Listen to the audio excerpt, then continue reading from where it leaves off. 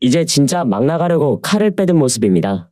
망나니가 지금까지 살아있었다면 이런 모습이었을까요? 이제는 개탄스럽기까지 합니다. 어쩌다 나라가 겨우 2년도 안 되는 시간 동안 이렇게나 망가질 수 있었을까요? 박민 신임 KBS 사장이 13일 취임한 가운데 9시 뉴스 진행자와 간판 시사 프로그램, 라디오 진행자가 줄줄이 하차를 통보받으면서 내부 갈등의 조짐이 보이고 있습니다. 내부 갈등이 없는 게 이상합니다. 국민들이 보기에도 이상한데 내부 직원들은 얼마나 황당하겠습니까? 박민은 취임 첫 일정으로 조직 통폐합에 방점을 찍으며 대대적인 인력 재배치를 예고했고 KBS 노조 측은 정식 인사 발령도 전에 하차를 통보한 것은 방송법에 위배된다며 법적 투쟁을 예고했습니다. 군부 독재 시절에나 있던 짓거리가 지금도 있다는 겁니다. KBS와 전국언론노동조합 등에 따르면 이날부터 나흘간 더 라이브가 편성에서 빠집니다. 뜬금없이 이 시간대에는 대하드라마 고려 거란전쟁, 개그 콘서트 스페셜 재방송이 긴급 편성됐는데요. 후속 프로그램 없이 급하게 편성이 된 겁니다. 더 라이브는 KBS 시사교양 중 시청률 1위 프로그램으로 이 때문에 사실상 폐지 수순을 밟는 것 아니냐는 전망이 나오고 있습니다.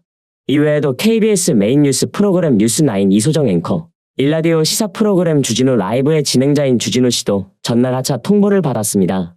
KBS 관계자들에 따르면 이소정 앵커는 지난 9일 뉴스 방송 이후 인사권을 가진 보직자로부터 하차를 통보받은 것으로 알려졌습니다. 그리고 12일에는 라디오 센터장 내정자가 주진우 라이브 담당 PD에게 전화해 앵커가 하차하게 됐으니 통보하라고 지시한 것으로 전해졌는데요. 한마디로 막 나가고 있다는 겁니다. 앞서 라디오 프로그램 최경영의 최강시사의 최경영 기자, 홍사훈의 경제쇼 홍사훈 기자도 최근 3년 가까이 진행해온 프로그램에서 하차한 바 있는데요. KBS 내부에선 일방적인 진행자 교체, 편성 삭제 등이 방송법과 편성규약 위반이라며 반발이 나오고 있습니다. 전국언론노동조합 KBS 본부는 이날 성명을 통해 모든 불법적 행위들이 박민 사장 임명제가 하루같이 되지 않아 벌어졌다며 그야말로 KBS 구성원들을 향한 선전포고이자 공영방송 KBS를 정권의 나팔수로 만들겠다는 선언이나 다름없다고 지적했습니다. 틀린 말이 하나도 없습니다. 이뿐만이 아닙니다. 아예 법적 조치도 예고했습니다. 해당 행위를 한 보직자들에 대해서는 방송법 위반과 단체협약 위반 혐의로 고발 조치할 계획이라고 밝혔는데요. 같은 날 이미 박민도 윤석열 정권 나팔수로 가겠다고 마음먹었습니다.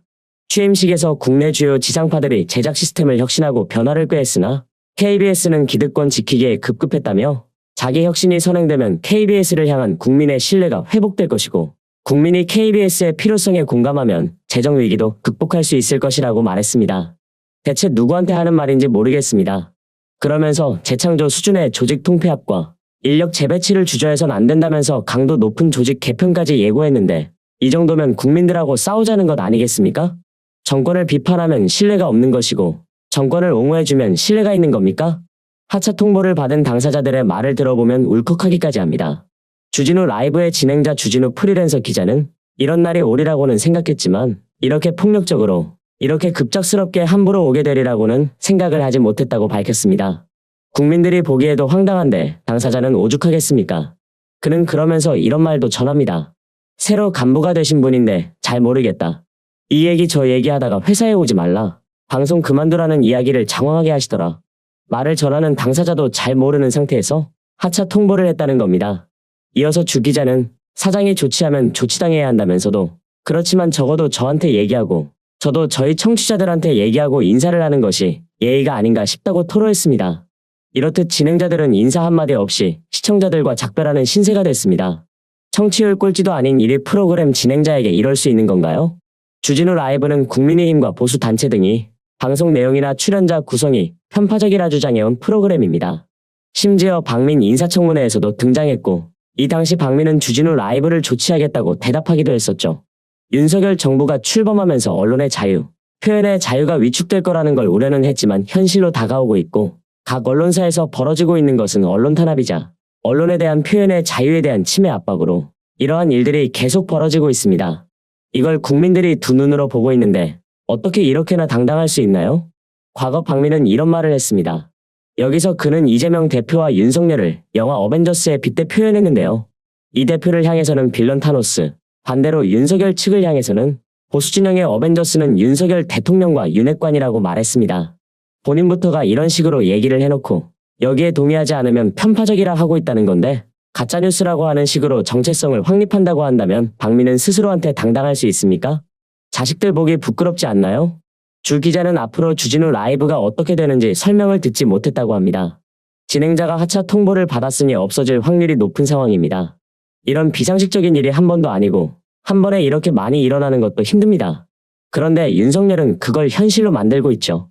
이미 외신들, 해외에서도 윤석열 정부의 언론 탄압을 심각하게 바라보고 있습니다. 뉴욕타임스는 수사 대상이 스파이가 아닌 정권 비판적인 언론이라며 윤석열의 가짜뉴스와의 전쟁이 정부의 언론 억압이라고 대놓고 비판했습니다.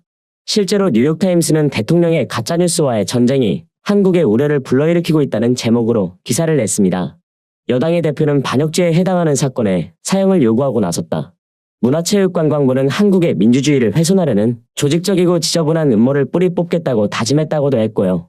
그리고 수사 대상은 외국 스파이가 아닌 윤 대통령과 그의 정부의 비판적인 기사를 보도한 한국 언론사를 향한 것이라고 설명했습니다. 상식적으로 언론인들을 상대로 이렇게나 수사를 벌인다는 것 자체가 있을 수 없는 일이라는 것이죠. 그러면서 검사 출신인 대통령은 허위 정보를 단속하기 위해 소송, 국가규제기관 및 범죄 수사에 의존하고 있으며 이러한 노력은 주로 언론사를 겨냥한 것이라면서 작년에 윤 대통령이 당선된 후 경찰과 검찰은 가짜뉴스를 퍼뜨렸다는 혐의를 받는 언론인들의 집과 뉴스룸을 반복적으로 압수수색했다고도 설명했습니다. 지금 윤석열의 행태가 얼마나 비상식적인지 뉴욕타임스도 알고 있는 겁니다. 이어 연설에서 자유를 부르짖는 윤 대통령의 지난 18개월은 야당과의 끊임없는 충돌과 검열 및 민주주의 후퇴에 대한 두려움으로 점철돼 있다고 평하며 야당과 언론인 협회를 비롯한 윤 대통령 비판 세력은 그가 허위 정보와 맞선다는 명목으로 언론을 억압하고 있다고 비난했다고도 지적했습니다.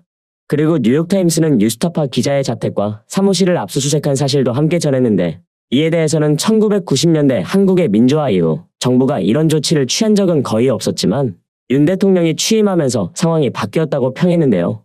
그리고 그는 여전히 검사처럼 행동한다. 정치 과정을 통해 해결해야 할 일을 법으로 해결하려고 한다는 강원택 서울대 정치외교학과 교수의 발언을 인용했습니다. 외신들도 이렇게 바라보고 있는 사람인데 뻔뻔하게 미국 순방을 나가는 것도 이상하지 않나요? 이미 뉴욕타임스는 윤석열의 생각을 다 읽고 있었습니다. 대통령실은 허위 정보가 확산되고 사실로 받아들여지는 것을 막기 위해 법적 조치를 취해야 한다고 말했다며 그러나 정부의 가짜뉴스 정의는 허위 정보와 언론의 자유 사이의 경계를 어떻게 규정할 것인지에 대한 의문을 불러일으켰다고 지적했습니다. 이외에도 뉴욕타임스는 외교부가 비속어 발언 보도와 관련해 MBC를 고소했다. 윤 대통령의 배우자 김건희 씨와 윤 대통령의 장모 한동훈 법무부 장관의 부패 의혹을 보도한 탐사기획 스트레이트 기자와 프로듀서 사무실과 자택은 경찰이 수차례 압수수색했다는 사실도 함께 보도했습니다. 국내외로 이렇게나 비판이 쏟아지고 있는데도 윤석열은 본인 스스로 고칠 생각을 안 합니다. 이게 얼마나 창피한 일인가요? 뉴욕타임스는 기존 미디어에 대한 불신이 커진 한국인들은 점점 더 많은 뉴스를 유튜브와 다른 온라인 매체로 본다는 이야기로 마무리를 하는데 우리나라 국격이 겨우 2년 만에 이렇게까지 추락할 수 있는 겁니까?